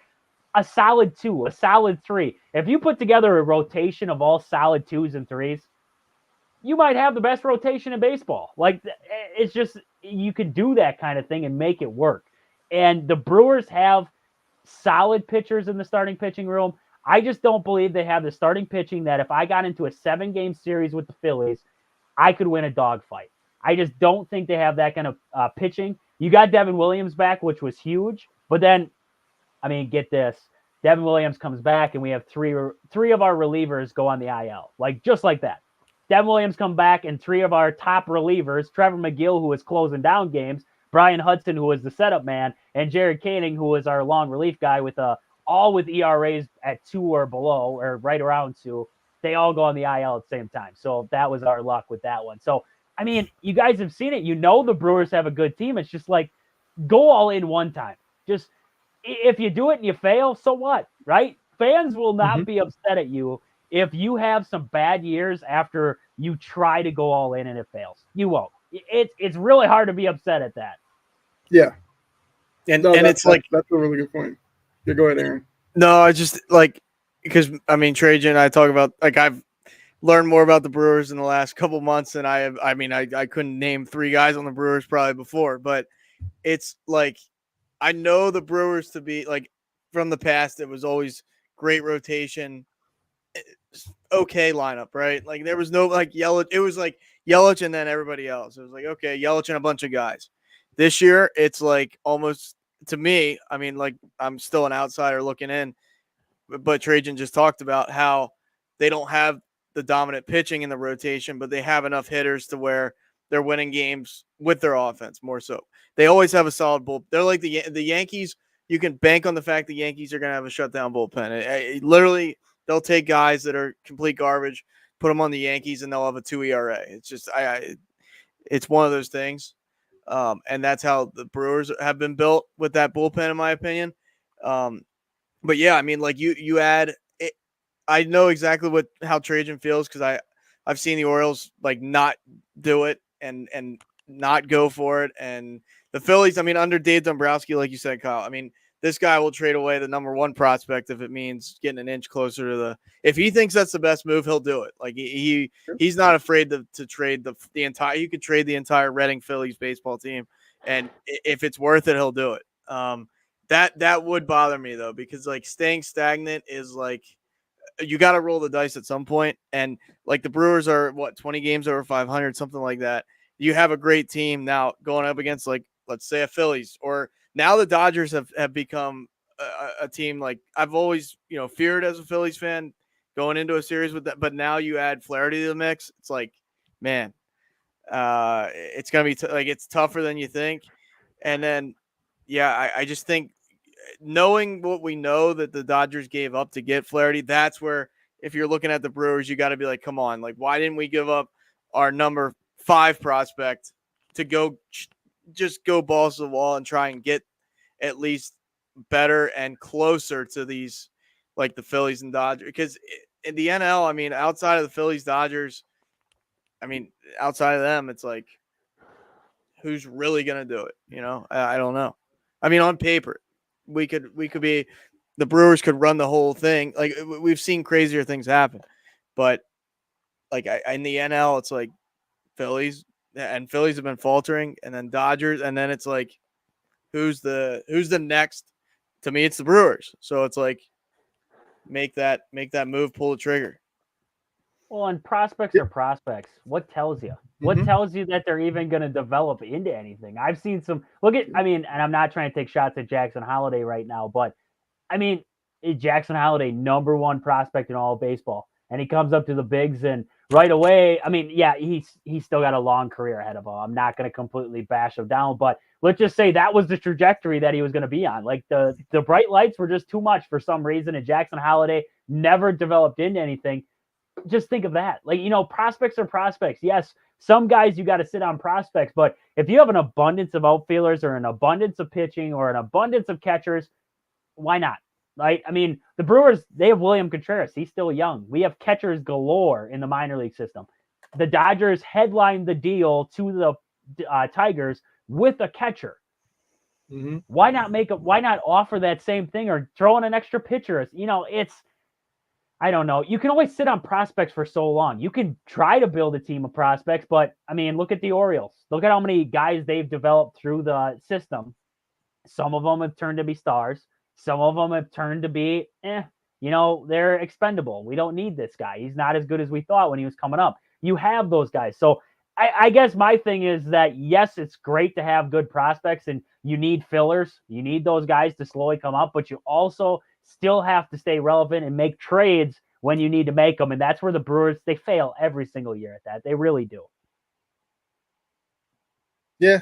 I mean, look, the Dombrowski philosophy is one that's very aggressive. Like you guys said, it's something that if you do it, fans necessarily won't kill you for it. The flip side is if you sell out the farm, go for it, and you come up short, now the problem becomes, what do we do? Because now we sold the farm, we have nothing there to now entice a team to give us a certain player, because now we don't have anybody to give them that they would want. So now we get kind of stuck. And a lot of times when you do that, you get stuck with big contracts. So then that becomes messy. So it's definitely a calculated risk that you have to make. But like you guys said, if you're a fan of that team and you see the effort is there for them to go all in, you can't necessarily be upset with that. My thing with that, Kyle, is like, because I listen to like Philly sports media like nonstop, and the thing that Dombrowski's done, and he was in Boston, right? And Detroit, he was in Detroit and then Boston. Yep.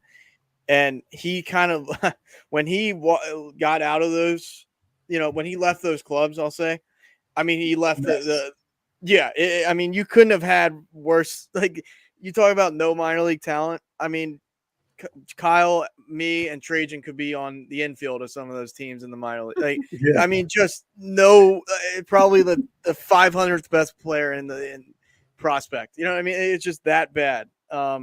So that's because like the Phillies have hung on to Andrew Painter, this pitcher that's supposed to be all world, this and that, and third, and who knows? I mean, he's another guy gets injured every other week. So will he be anything? I mean, he has the stuff in Double-A and Triple-A, like, you know what I mean? But yeah, like I think he's kind of walked because there's all these like they're gonna go get a hooker from the A's.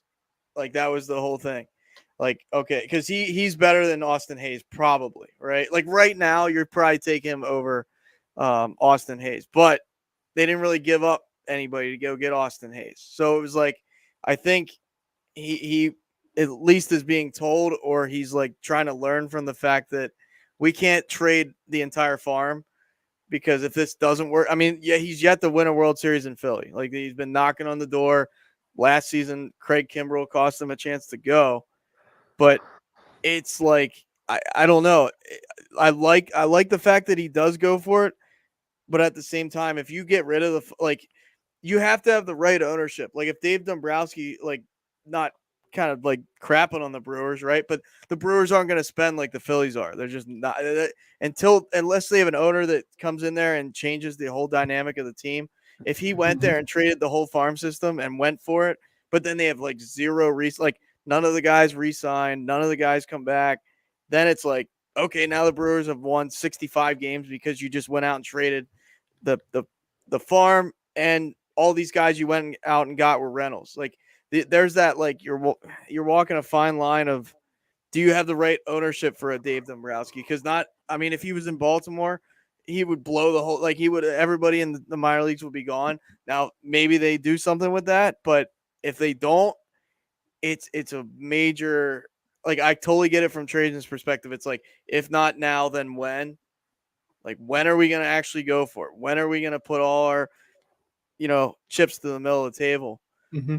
But if like the Phillies, they just continue to just roll the checkbook out. I mean, when they got Turner, I was like, man, they really aren't stopping. Like there's rumors that they're in on Soto for next year. It's just crazy. Like, but if you're a small market team that doesn't want to spend that money, Dave Dombrowski would probably be the worst GM for you because he's gonna blow it up. He's gonna nuke your farm system. There'll be farm teams that don't have a second baseman. We got to rotate this guy over because now we traded 3 second basemen out of Double-A. Like he will wheel and deal all day long to try and make it happen. And if he doesn't get a World Series, I do kind of have to look at it as a failure because of the payroll and because of how many like moves he's made and how many guys he's brought in. Yeah, I mean it's always the tricky thing around the trade deadline. So I was looking at projections kind of as we're winding down the episode here. So looking at current projections for the postseason. So John says so the Yankees are a failure then. Yeah, because they haven't been able to win a title with all the money that they're spending. You'd have to look at it as a failure. So I definitely think so. Yeah. Yes, looking at the National League. The Phillies lead the National League right now, 99.8%, pencil them in. The Dodgers at 97.9%, pencil them in. Trajan's Brewers at 96.6%. Pretty safe there. That's bold. Solid. Yeah. They have the Braves at 85%, the Padres 77.4%, the Diamondbacks, who are currently the third wildcard team, at 42.8%. They have the Mets, who are just outside at 65.5%. So they feel like the Mets better odds than the Diamondbacks do right now. And then after that, it drops off considerably. Cardinals at 13%, Giants at 16%, Pirates at 6.6%. There's hope for you, Pittsburgh. There's hope. American League, John did put Who would have thought the Guardians would have passed the Orioles? The Guardians now have a 99.2% chance to make the postseason. Orioles 97.4%. The Astros, who, depending on what day you look at the standings, it's either them or the Mariners as the 3 seed for leading the West. The Astros have a 71.2% chance of making the postseason. The Yankees at 99.9%. So the Yankees have the highest percentage for the postseason. You know, they're the first wildcard team. Figure that out.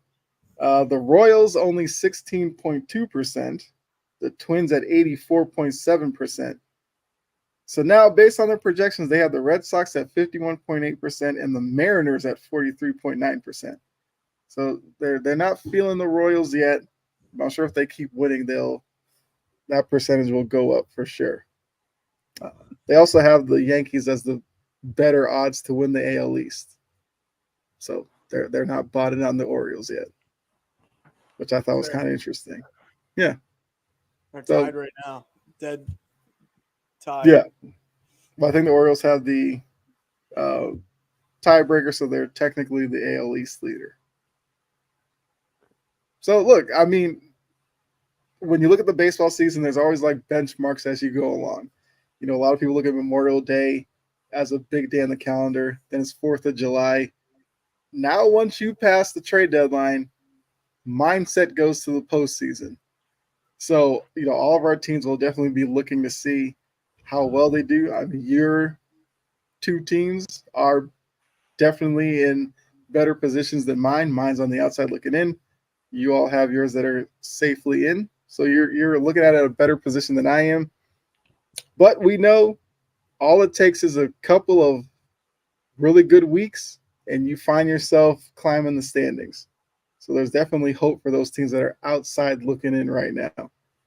And some teams that are in can't get too comfortable.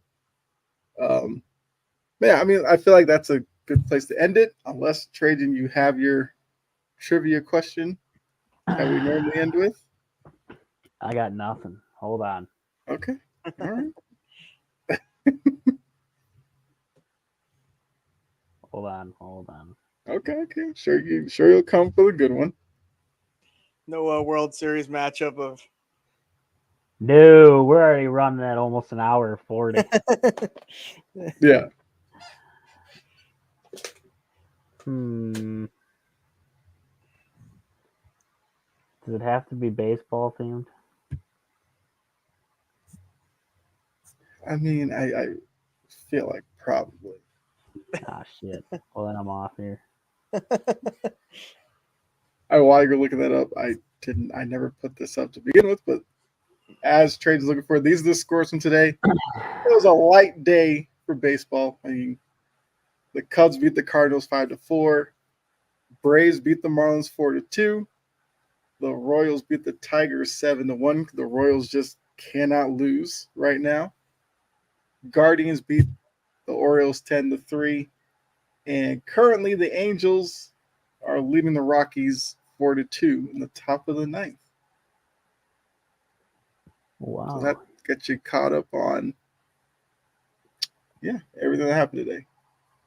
And we didn't talk about Rogers is 2-10. That is wild. And you give up. I can't remember. It's not May. I think it was Mayo. They have so many prospects that I can't even. He played a little bit for him, but that trade just doesn't compute with me. I don't know. All right. Left-hander. Connor Norby. Yeah, that's. Watch, he'll be something. He'll be for the Marlins. All right, I got some random ones here. What batting average is the Mendoza line? 200. 200 is correct. 200 is correct there. Who has been the GM of the Oakland Athletics since 1997? What, is Billy Bean still there? I think he left, right? Yeah, I thought he left. Well, maybe this trivia is old then. Billy Bean's the correct answer for that one. Billy Bean. Let's see. The GOAT. Yeah. True or false? If the ball gets stuck in the catcher's mask, runners can advance one base. I'm going to say false. Aaron? Baseball is weird, but It I'll say absolutely is weird. logic tells me it's got to be false, though, right? Like, It's true. what? It's true. It's true, apparently. I don't know. No. I'm reading it with you guys here. I'm reading it with you guys. End up in their mask. They get to advance the base. That is wild. I hope All it right. happens.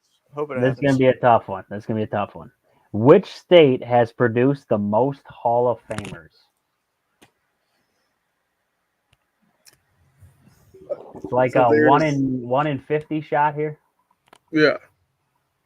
I Perfect. feel like there's like obvious guesses. I'll give you a guess. It's east of the Mississippi River. Okay. So I gotta think, where would a lot of baseball talent come from?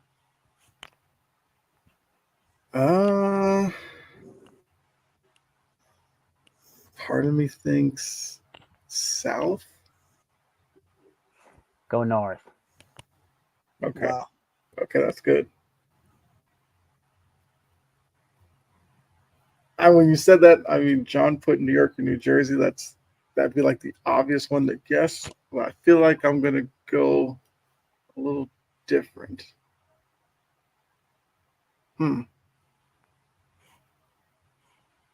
Let's go. I'm trying to think like where have I heard players come from? I'm gonna just guess one of those states, but Think northeast. okay, that's my area now. Northeast, really? Yeah, that. I was gonna say I Florida all was day not long. thinking that. I feel like everybody's Connecticut. drafted from Florida. Aaron? Connecticut. Connecticut's too small, I think. Not a bad guess. Not a bad guess at all.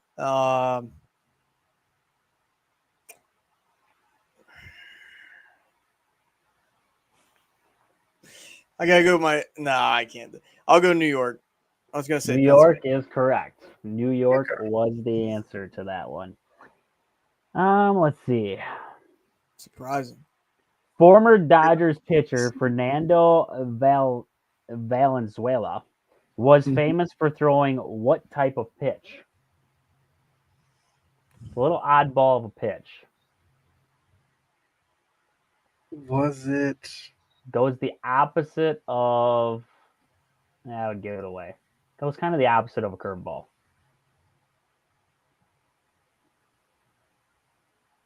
Opposite of a curveball. When you said odd pitch, my mind went like fork ball or Snap it off to the screwball. right. Snap it off. There you go. Screwball.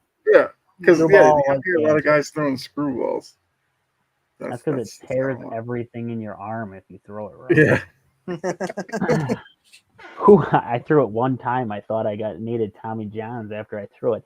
Who was the first franchise to retire a jersey, and what number was it? First ever franchise to retire a number.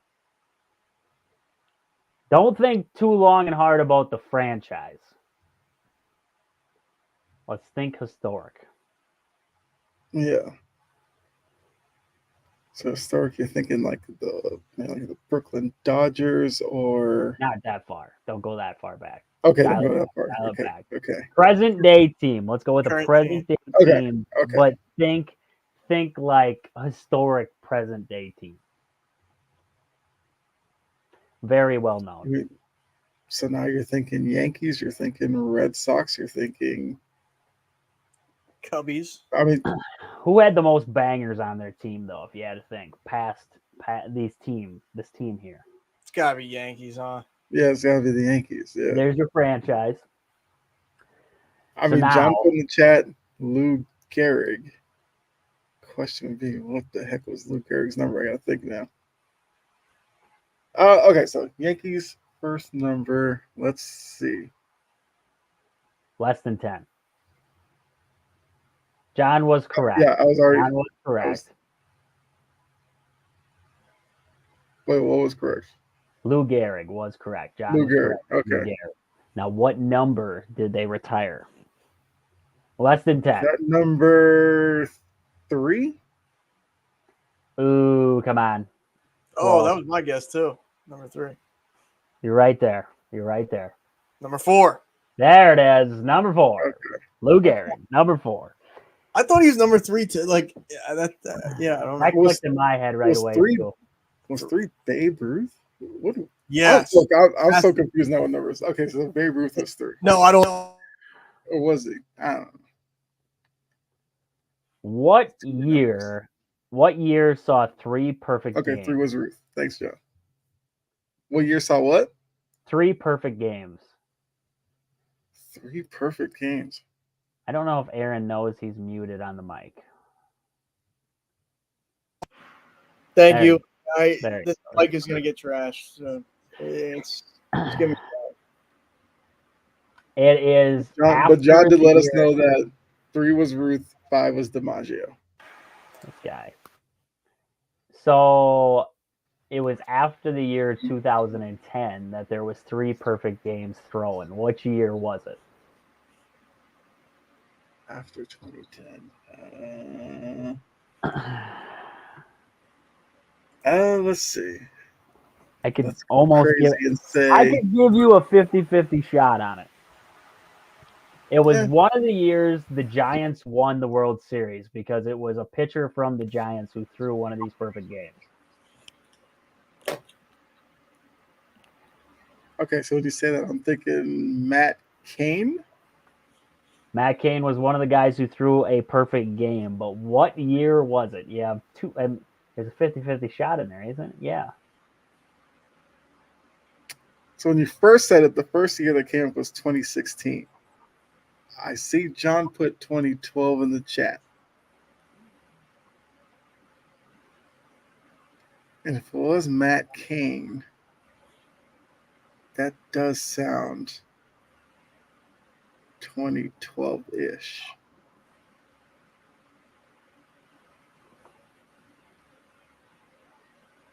Yeah, I'll go with John on this one. Let's go 2012. Aaron? I'll say yeah. I'm on board with 2012. 2012. Philip Hummer, Matt Cain, and Felix Hernandez. King Felix all threw perfect games in 2012. Okay. Solid. All right, here we go. Last one to round us out. How many 3 strikeout games did Tony Gwynn have in his 20-year career? The number is less than 15 and it's more than 5. Okay. I actually saw some video where they showed like random Tony Gwynn facts, and some of them were just The dude crazy. was unreal. Yeah. Career-wise, unreal. Like they said, like if he didn't get a hit for like his next like 1,500 plate appearances, his career average would still be higher than 300. Just nuts to think about. So higher than 5, lower, less than 15. I'll go 8. Aaron? I'll go 11. Oh, dead nuts, 11. Okay. That's it. You got to end it on that. You can't guess any Yeah, better than that. I mean, right yeah, there. you nail that one. Yeah, you got to end it on that. I mean, look, Tony Gwynn was. I mean, he didn't have a lot of power, but that guy, you left a hole in the infield, he could slap one through. He'd hit a lot of little blue pits. He was legit, and because that was a conversation that did come up, which we could probably save that for like next week about best hitters of all time. Yeah, It is hold a off bit on that one. Yeah, we'll do that one like next week or something, because that it'd probably be tough to come up with somebody better than Tony Gwynn with some of the batting averages that he put together over the course of his career. But yeah, so that's the Bases Loaded podcast. That's it's what you get. You get some trivia, you get information, you get some laughs out of it. We just have a fun time talking baseball. Hopefully you all enjoyed it. Appreciate those of you that were in the chat. Even if you catch this after the fact, we'll definitely appreciate you as well. Make sure you hit the like button, subscribe or follow, depending on what platform you're on. Like I said, for Integrity Sports Network. Also, make sure you go and check out Aaron on Brutally Honest Sports. Also, Trajan with Wisconsin Sports on the Go. You'll definitely enjoy that as well. You can find me on other shows on here on Integrity Sports Network. I also have Chomping at the Bit. I'll probably start putting these like in the description. That way it's easier for you all to link up with us. But yeah, so make sure you're back here next Thursday, 9:15-ish, for the next episode of the Base Load podcast. We're going to go ahead and get out of here. Enjoy the rest of your night, and we will see you all next week. All right. Good night.